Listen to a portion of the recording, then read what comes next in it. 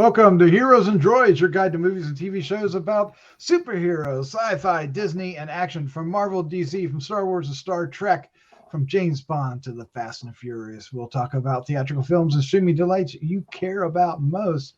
And this week we're reviewing Miss Marvel, episodes 4 and 5, streaming now on Disney+. I am your host, Doc Rotten. Joining me tonight are my crew, starting off with the Slattman, Chris Slattery. How you doing, sir?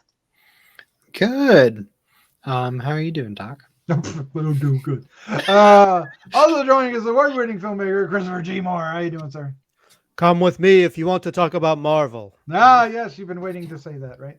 I like that element of it. Okay, anyway, we'll get on with it. All right, we are here to talk about Miss Marvel. We had some, I guess, just scheduling issues, so we're doing 4 and 5 together this week, and then of course next week is the finale with episode 6, and then we take a short break from Disney Plus until middle August with She-Hulk coming out, and then a couple weeks after that Andor joins her on Disney Plus. So it's going to get busy at the end of summer really quick, but let's talk now about Miss Marvel episodes 4 and 5. We're going to start off giving our first impressions. That will be spoiler free, and then we'll get into a discussion. We have a few Easter eggs. They're not as prevalent as before, which is an interesting aspect of this. And then of course we have we'll wrap things up with our final thoughts, our score 1 to 5, and our favorite scene. And we hope you enjoy not only this review but many others that we have on the site, like Thor Love and Thunder, for example. And if you do, please hit the subscribe, the like button, or actually share it with a friend. We'll greatly appreciate it. It'll do wonders. It'll help us so much. Please, thank you. And of course, comments down below. Let's take a look at the card, shall we? Miss Marvel, season 1, hopefully. Episodes 4 and 5. 4 was June 29th, titled Seeing Red. 5 was July 6th, Time and Again. Directed by Shermeen Obaid Chinoy. Directed both episodes. Written by Sabir Perzada, A.C. Bradley, Matthew Chauncey on episode 4, and Fatima Asghar on episode 6, based on the characters created by Adrian Fono and G. Willow Wilson. The cast is led by Iman Vellani, Matt Lintz, and Zenobia Schwaft. I want to mention the last two because they is Mawish Hayat and Farhan Akhtar, because both are famous in Bollywood, if you will, air quotes. And it's really fun to have them here in various episodes. The synopsis: Kamala travels around the world to solve the mystery of the bangle and her family's history. And then the bangle reveals to Kamala secrets about her family lineage, as well as the truth behind the veil.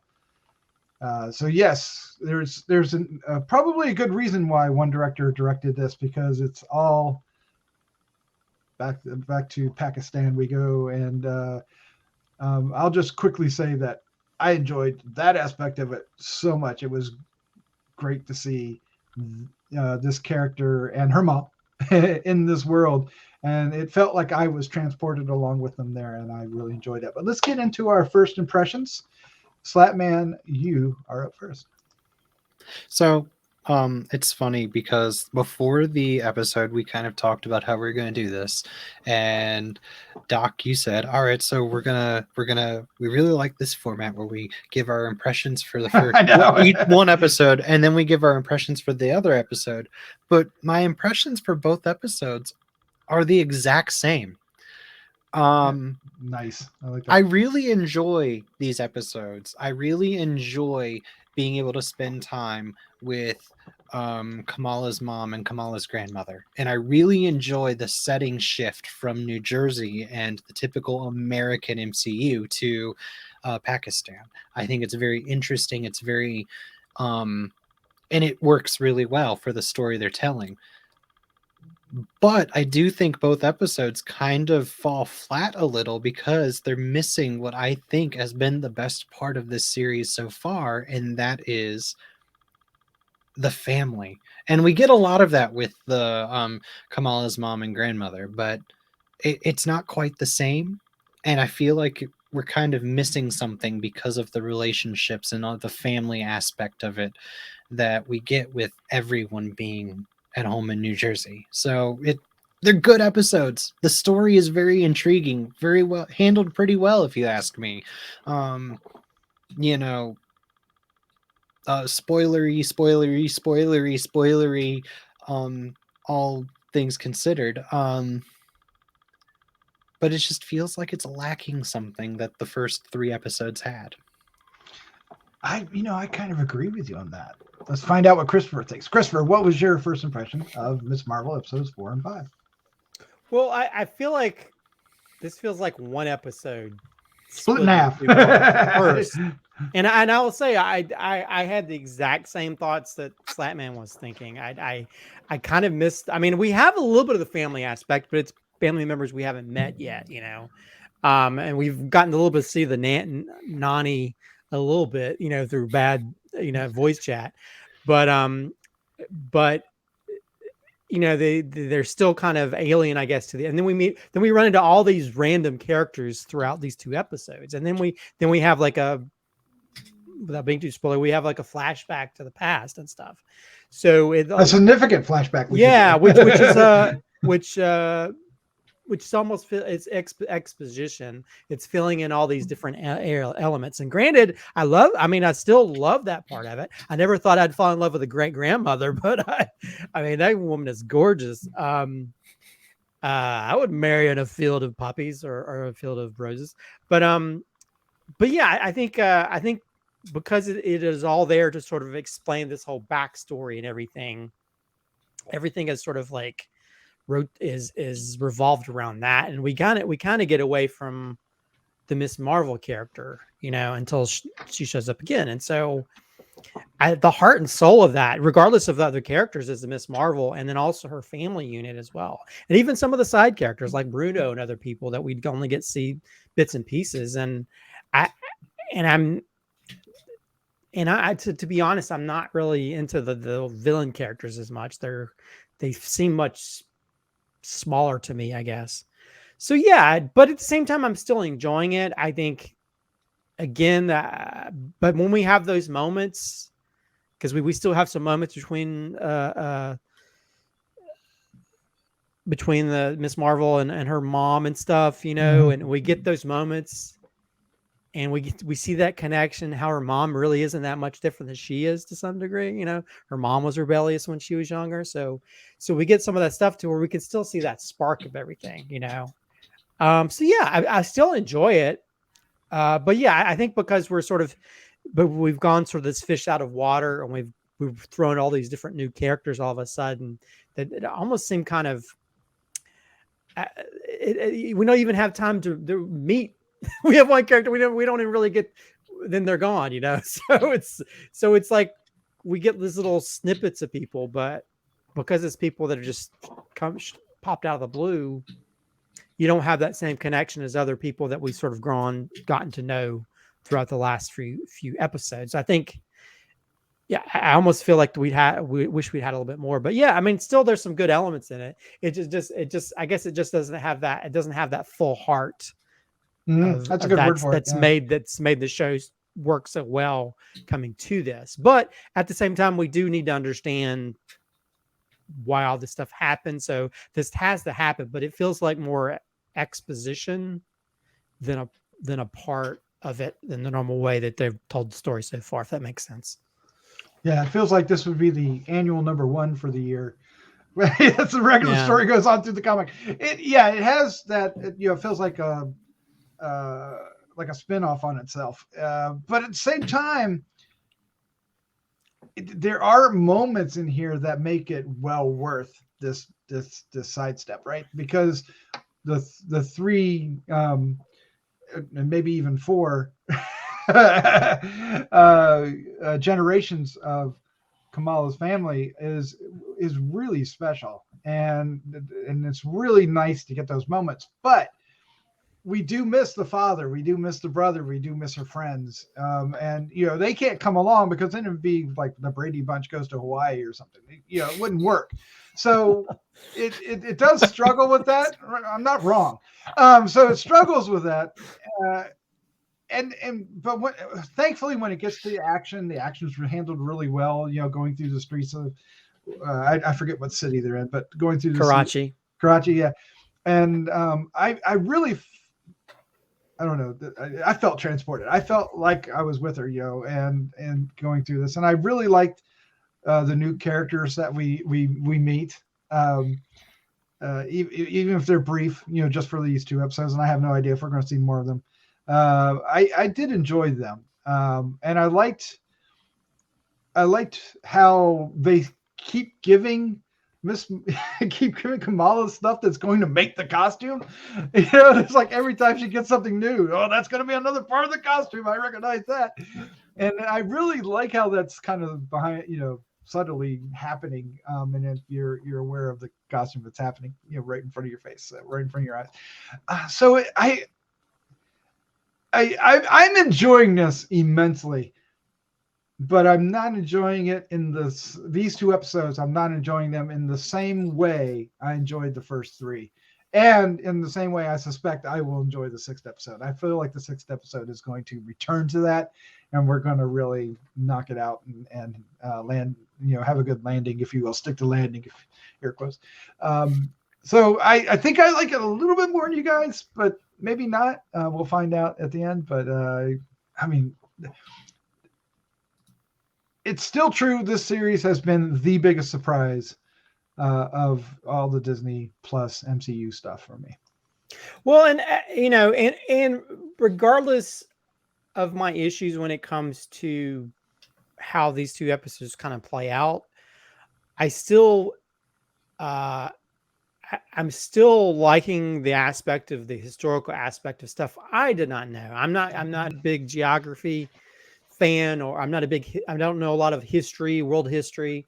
I guess I'm getting to learn a lot about especially Pakistan and stuff, and a lot of the issues and the separation that happened back in the day that I never knew about.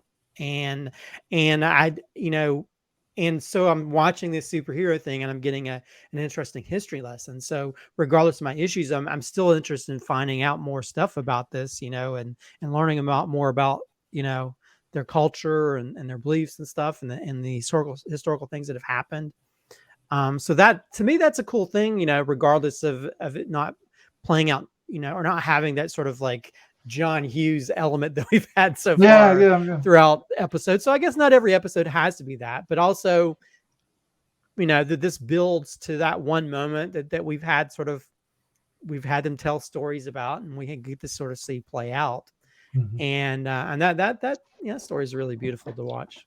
Yeah. And this plays out much like horror films do, like if a really good horror movie, if you take the horror part out of it, you still have at the core a really strong story. If you take out the superhero part of it, you kind of have to leave in some of the time travel. But if you take out the superhero part of it, you still have the core story, right? Yeah. And I think I don't think you can say that with all the other MCU properties. So I think that makes this one really special. And maybe even, ironically enough, down to earth, given that this character is a djinn in this MCU. So let's get into some spoilers, starting off with the Easter eggs. Christopher G. Moore, fill us in. Yeah. Well, the way these stories played out, there's not a huge amount, at least not what I found, even when I went online and watching a lot of things. But because I think most of them focus more on the historical parts of it. But I will say, let's see, in episode 4, one of her Nani's paintings has these shadow people that are walking through at a purple sort of celestial place. So that kind of ties into maybe she's seen that Nor realm when she was a little girl, or at times because she had the bangle. At one point, she's wearing the New Jersey Avengers con shirt that she bought in episode 1. So she's wearing that shirt that she bought. you've got the Polaroid stand, and if you pay attention to the Polaroid stand, there's another one of those QR codes. Those Oh no! popping up, which is funny that you literally have to take a picture of the Polaroid stand to get the QR code. But and if you click on that QR code, it's Miss Marvel number 12 from 2015 when she travels to Karachi and meets Red Dagger. So it plays into some of the elements that happen throughout this episode. There's a train station mural of Ant-Man, where he goes from small to big, and there's a speaking bubble that in Urdu translates to as powerful as an ant. And then there's a let's see, there's a text box at the bottom that says you can start small and still be larger than life.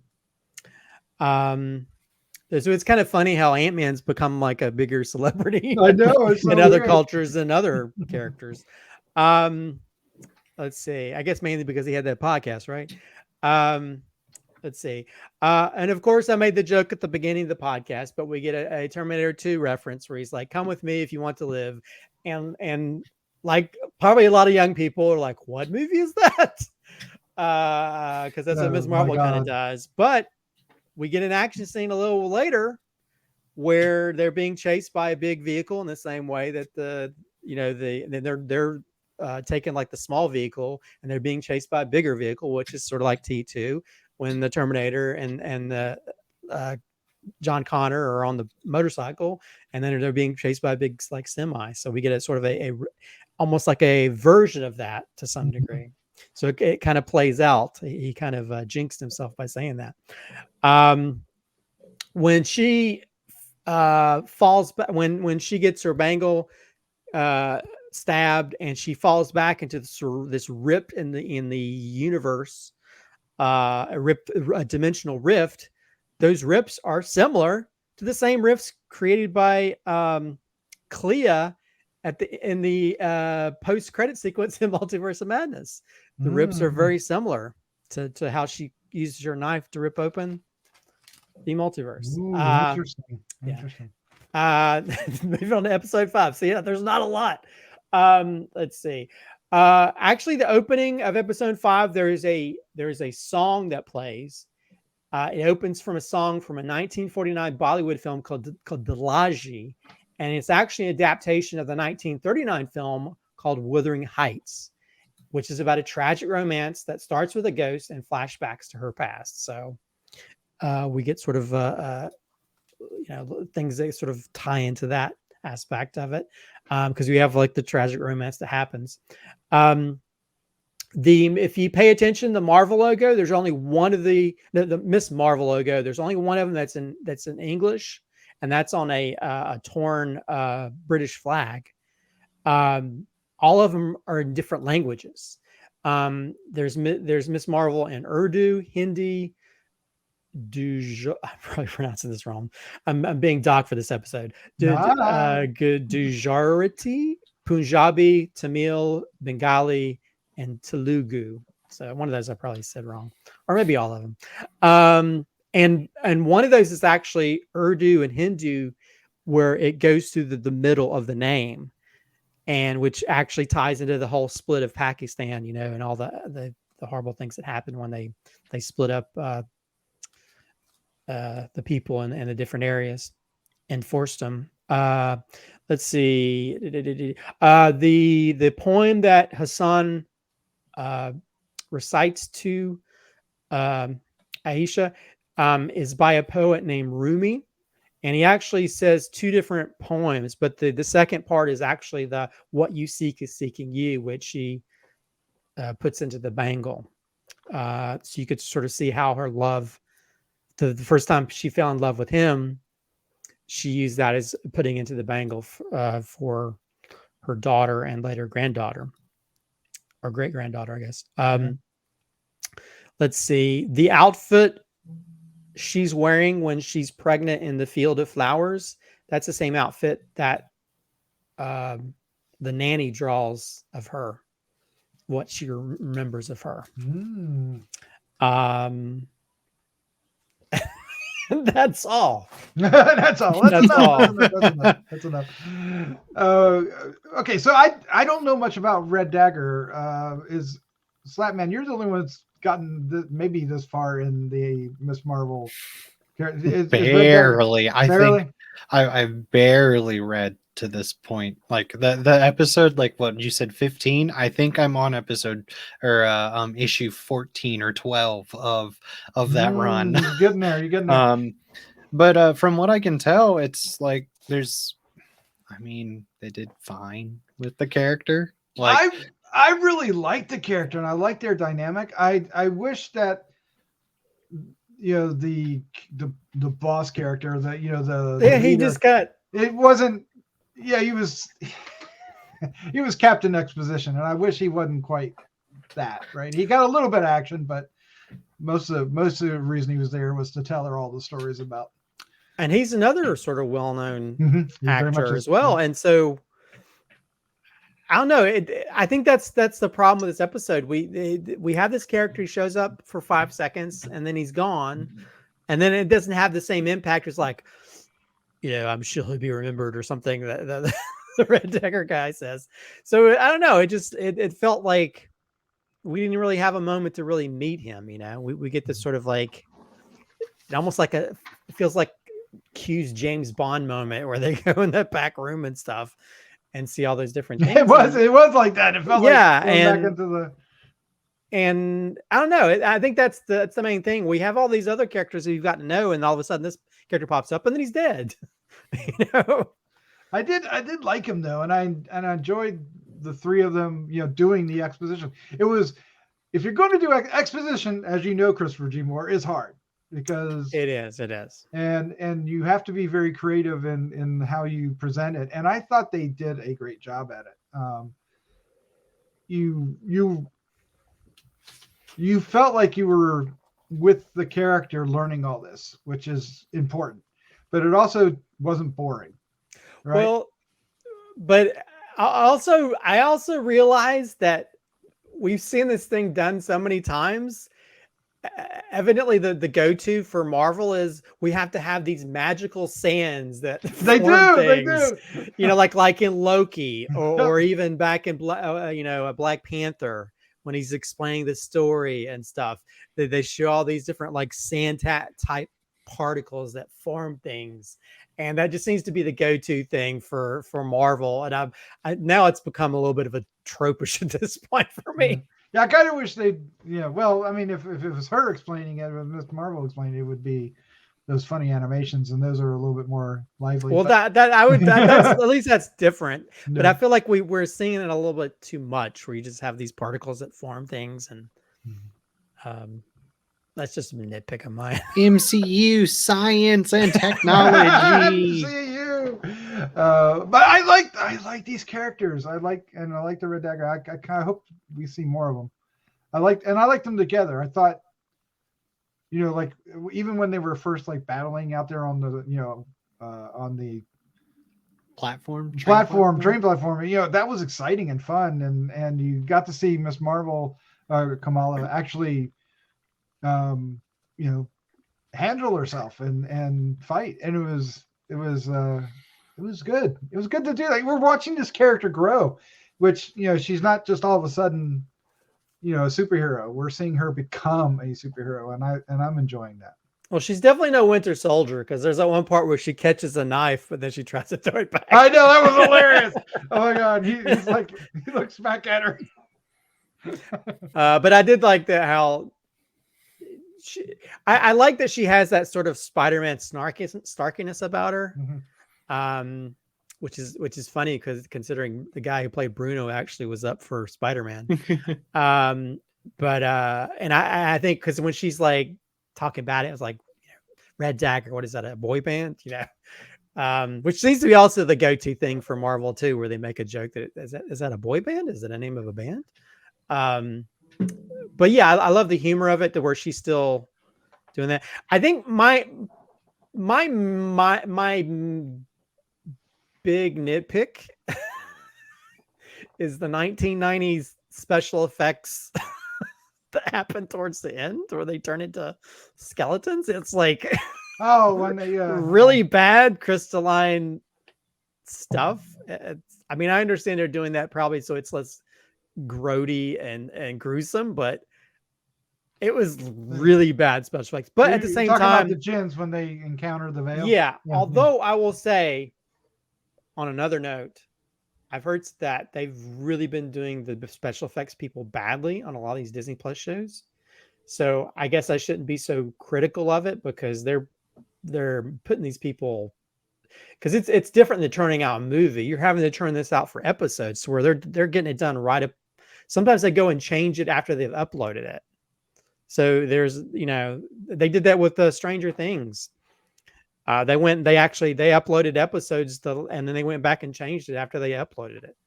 So, and we found that with the Star Wars shows where they went back, oops, there's somebody in the background. So let's go change it. I swear they've done that with the they did that with Falcon and the Winter Soldier. Yeah. Yeah, they've done that in a few times where they went back and changed things or somebody's criticized something and they went back. So I hate being so critical on it, but it's that's not a minor scene. Yeah. Mm-hmm. I was caught up in it and didn't notice, but now that you mention it, yeah. But I don't know. Is it wrong to give them slack, to give them more slack because it's TV, not to expect what you see in the movies? Well, and I think I have been kind of doing that because if you think about a lot of these scenarios that have happened on these shows are still very small compared to what you do in a normal big film. Mm-hmm. You know what I mean? Mm-hmm. Yeah. And I think, because there's a lot of the scenarios are like, oh, it's in a back alley or it's this or there. It's not as much. Every once in a while you get a flying thing, but so I hate doing that, but I don't know, that stood out like a sore thumb for me. But maybe it's just me. Yeah, but then on the flip side, the one episode you get this chase through, Pakistan City, and it looks real, and a lot of set design going on for that, and then you get the train from what 1940s, when was 1950s? When was that? 20s, 30s?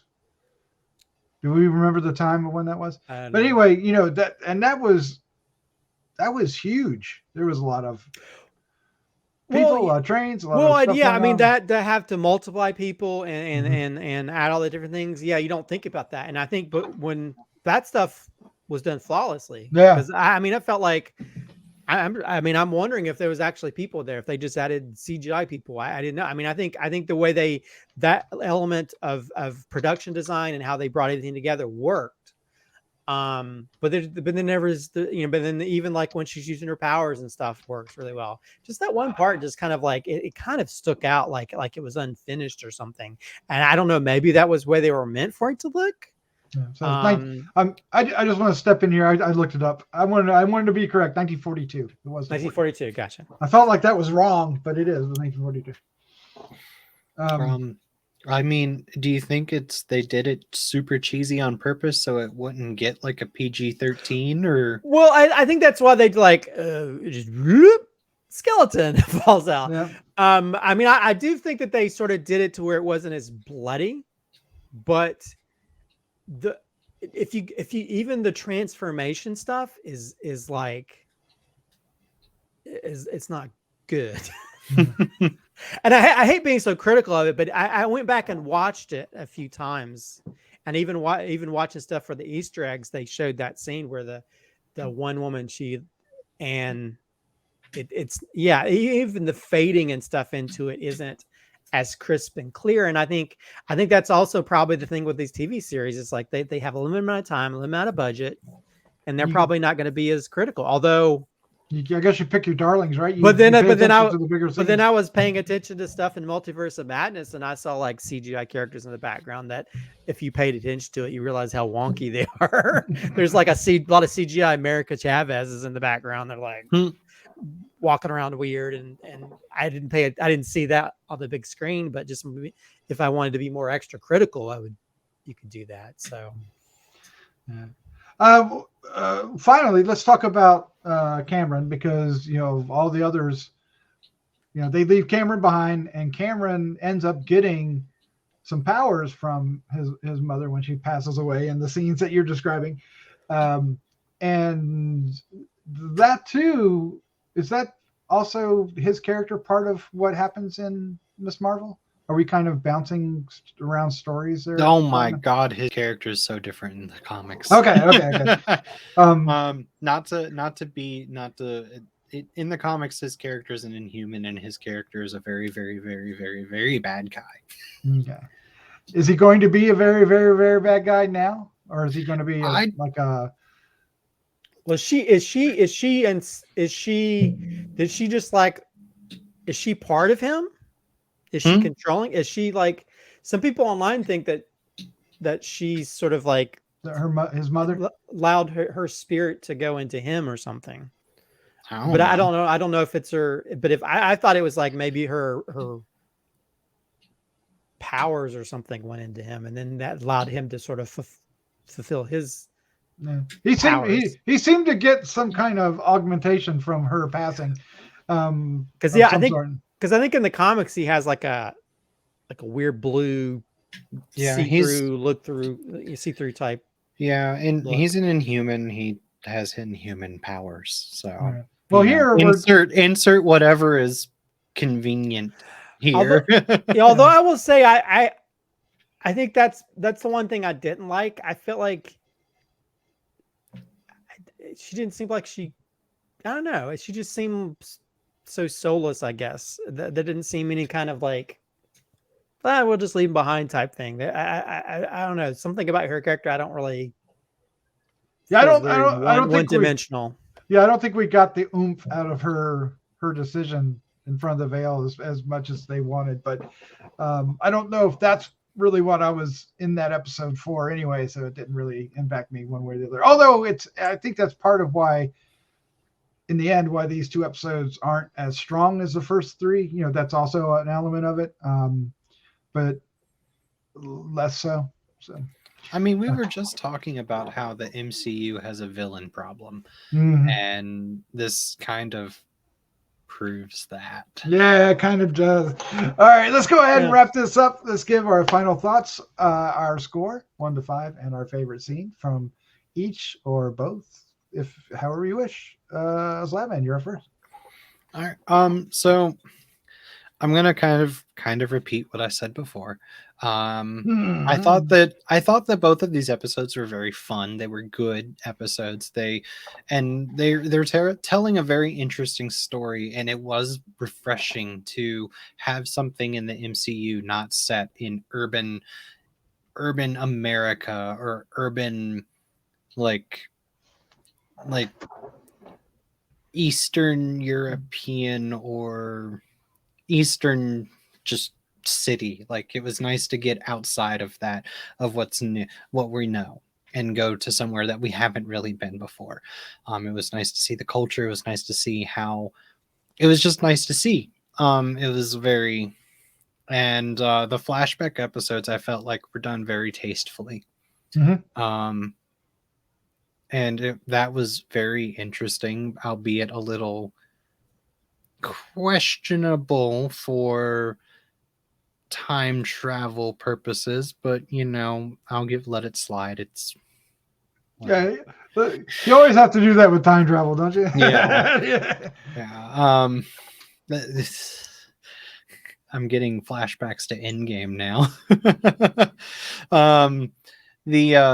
But yeah, I thought it was fun, but I don't know. I felt like both of these episodes are kind of missing something, and I think it was that family charm, that the charm that you got from the family from the first 3 episodes. I understand why these episodes are the way they are, and I understand why they had to be the way that they are as well for story purposes, but I do kind of wish that we had gotten more time with the rest of the family and the rest of the cast than the relationships that we had in the first 3 episodes. That being said, I absolutely loved all the scenes that involved Kamala's mom, and Kamala's grandmother. Yes, In yes. either one way or another, Kamala's grandmother is a blessing to the MCU and is Sana amazing. is awesome. Yes. Yes, and Kamala's mom is also amazing, and she's knocking it out of the park for this series. I think it's what Zenobia. I don't remember the last name. Shroff. Zenobia Shroff. She's doing an amazing job, and I love her as Kamala's mom. I think they're doing a great job writing her as well, because she's three-dimensional, and that's Yeah. so wonderful to have a mother like that. You know, a lot of times they don't be that. So. And it's so refreshing too, because in the comics, Kamala's mom is the one that knows that she's Miss Marvel, and Kamala's mom is the one that's there to help whenever Kamala has teenage problems and Miss Marvel problems at the same time. And it's so nice that that they're doing the same thing, and it reflects so well from the comics. So my favorite scenes for both of these episodes have to do with the mom. Oh, nice. For episode 4, my favorite scene is when the mom is having the conversation with the grandmother, and about the what was it, toffees? Toffees. Oh, Yes.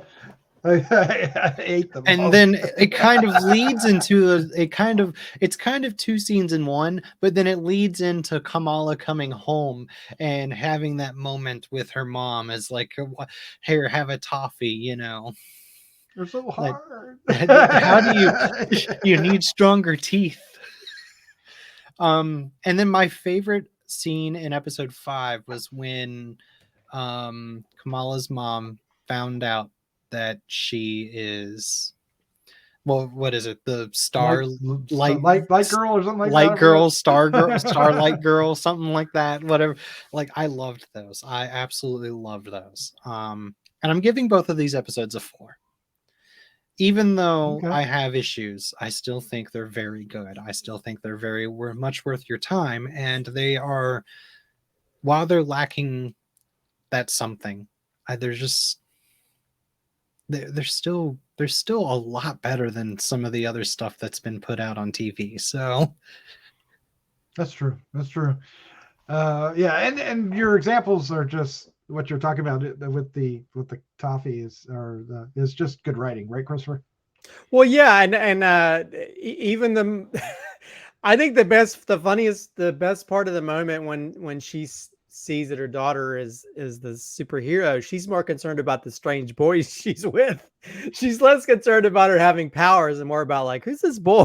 And to me, that's I mean, that's the perfect type of mom, you know. And I think in the comics, she knew she was the superhero all along, but she was waiting until she told her that. And that's a great mom. She doesn't necessarily have to come after you. She just waits until you're ready to tell her. But yeah, I'm still loving this series. I think probably the villain problem is probably the main issue I have with this two-parter, I'll call it. Because they kind of tie into each other. And I don't know, some of the villain stuff doesn't really work as well for me. And then we meet these sort of heroes, but then they're there a second and they're gone. So and again, it just makes me miss the real strong parts of the series, and it's the family unit. And when you get the family units, that's when it really clicks and connects. Not to say that it's not great to see the great grandmother and the love and relationship, because I mean, you can see the great grandmother fall in love with that Hassan, I think his name is, or whatever. When he reads that poem, you can see it in her eyes, like, ooh, I'm gonna have babies with you. But yeah, I think I'm still entertained by it, and I think, again, the real backbone is Miss Marvel. That actress, the young actress, I think has such a personality that sort of like no matter what scene she's in, she helps to elevate those scenes, you know. And then when we get to the scenes where there's villains and stuff, they don't have that same kind of atmosphere about them. They just feel like you could mix and match villains and it would feel the same, you know. They feel cookie cutter, I guess.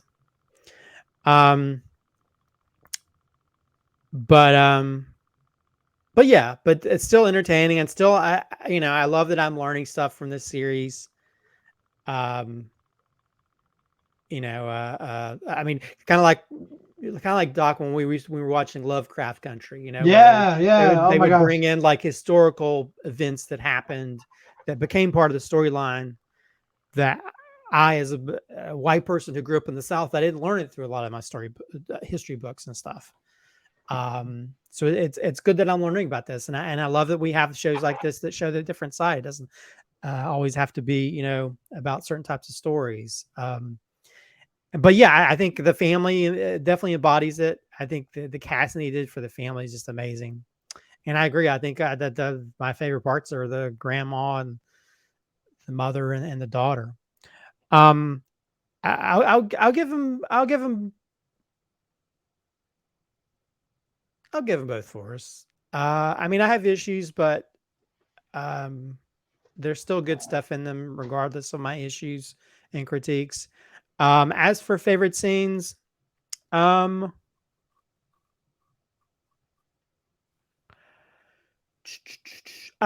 say the episode 4. I like it when she uses her powers to protect that family that's in the street when they're in the big street scene. Oh yeah. I like that. And episode 5, I'm gonna pick another family moment. I love the moment where they're going through that yearbook or whatever they're looking through. Oh yes. And looking at pictures.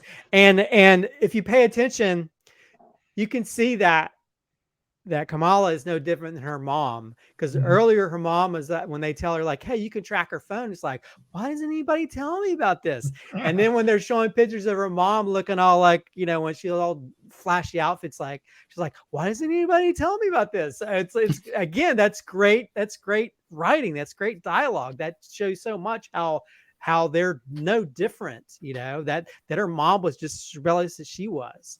And that moment when they're looking at that kind of stuff, and it's just beautiful. And I know what's going to happen. She's got all those different pieces. Her mom is going to help her make that final outfit. At least that's my prediction. That's my prediction. Well, she did make the Hulk outfit. She made the Hulk outfit. So we've already set precedents that she makes outfits. Wow. So I could see her taking all those different elements, you know, and also we have that element with the broken necklace that's going to turn into the big, you know, logo that she has on the front of her outfit. So fun fact about the yearbook, those are actually pictures of Zenobia Shroff from when she was younger. Yeah. Oh, nice. Oh, I love when they do that, because I hate Photoshop pictures of people. I hate that so much. It annoys me. Well, for me, I think this is the best show that not enough people are watching. It really is a great show, and I wish it was getting a stronger audience.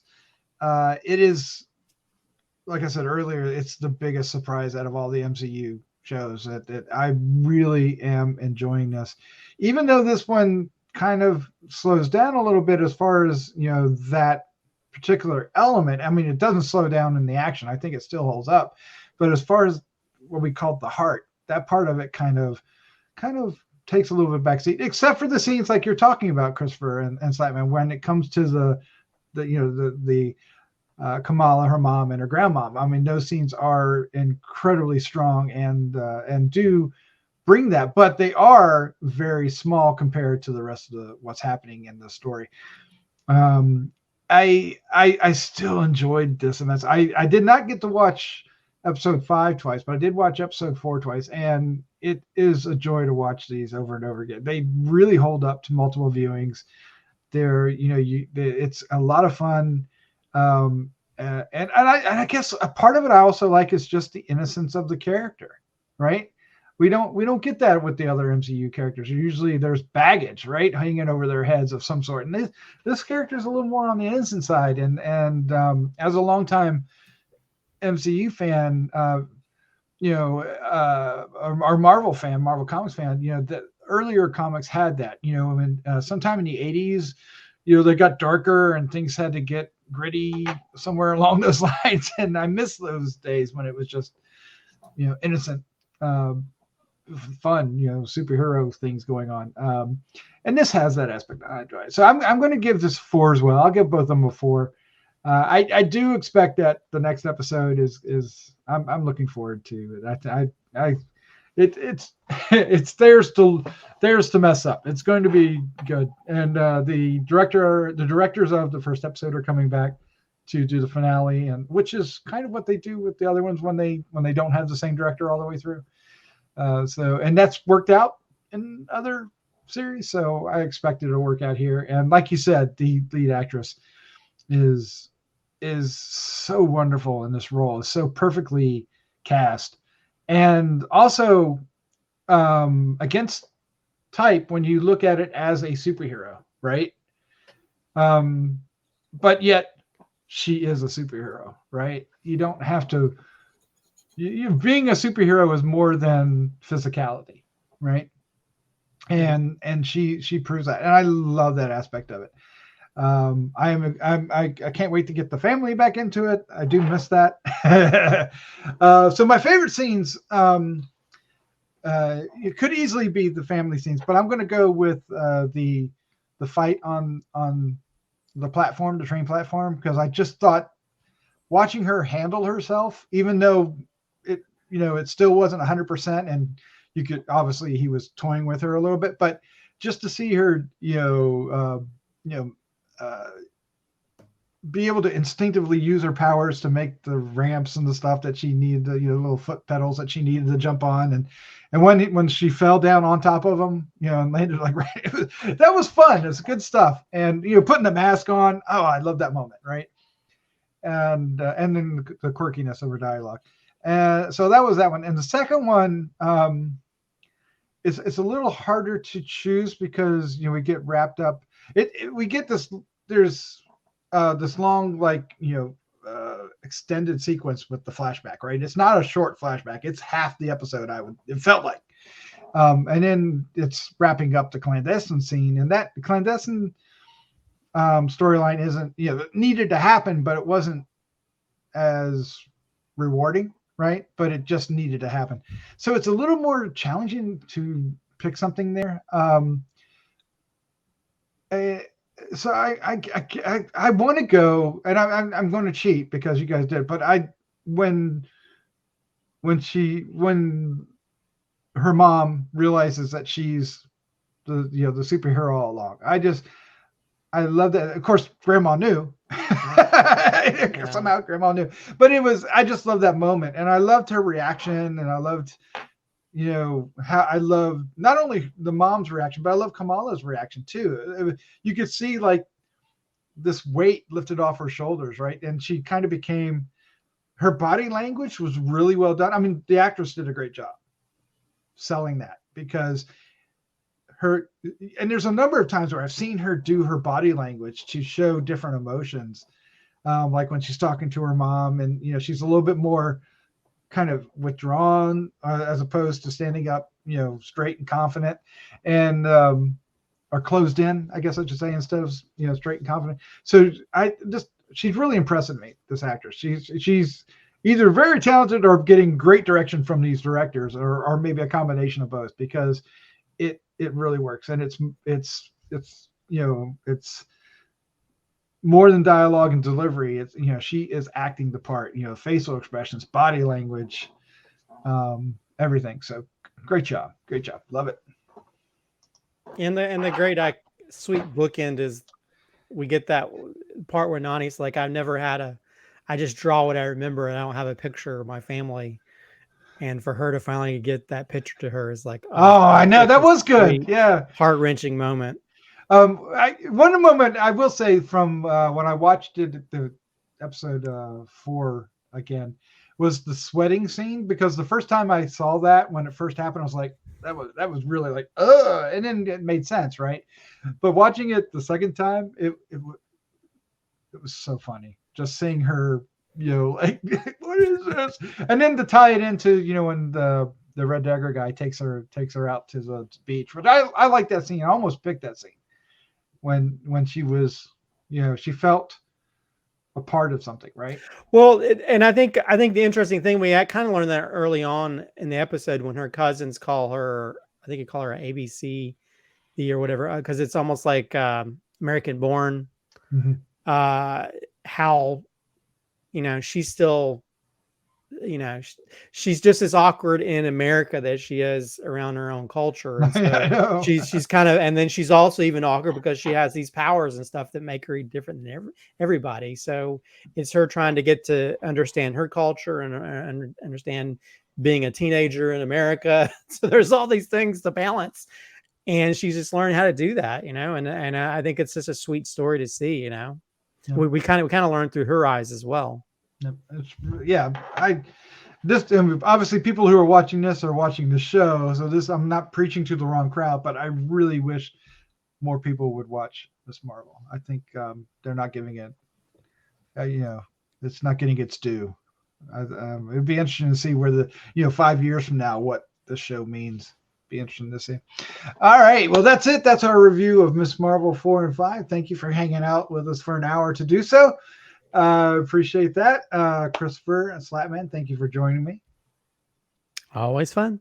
Yeah, it's been a blast. Thanks for having us. All right, and be sure to return for our review of episode 6, which is the season 1 finale. I'm saying season 1 finale, being very hopeful that we'll get more Miss Marvel in the future. I know we're going to get it in the Marvel. We'll get her in the movie though. But I want more TV. I want more TV shows. You don't want her to have her own movie?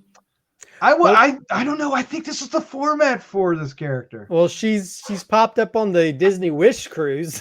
Yeah. If you've seen that video. I haven't seen that video. It's hilarious. Yeah. All right. Well, she's talking about Captain Marvel, and she just misses her. So that's hilarious. All right, let's say goodnight. Good night. Good night.